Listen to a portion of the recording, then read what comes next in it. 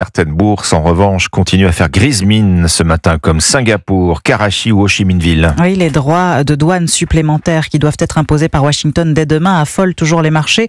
Le cours du pétrole a notamment baissé. Le baril de Brent s'établit ce matin à $65. Il était à $75 il y a une semaine. Une chute qui ne fait pas que des heureux, Brieux Bochet. Première conséquence de cette baisse inédite depuis 2021, les prix à la pompe devraient baisser de quelques centimes dans les prochaines semaines.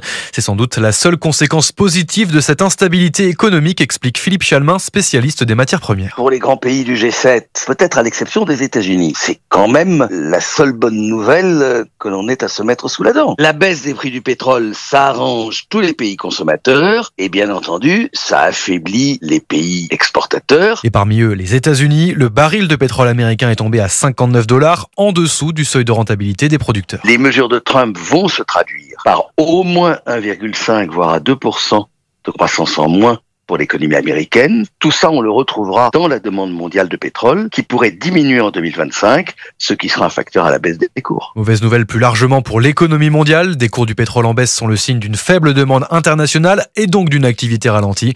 La situation est suivie de très près par le Kremlin. La Russie est l'un des grands exportateurs mondiaux et un interlocuteur privilégié de Washington ces dernières semaines. Brieux Bochet.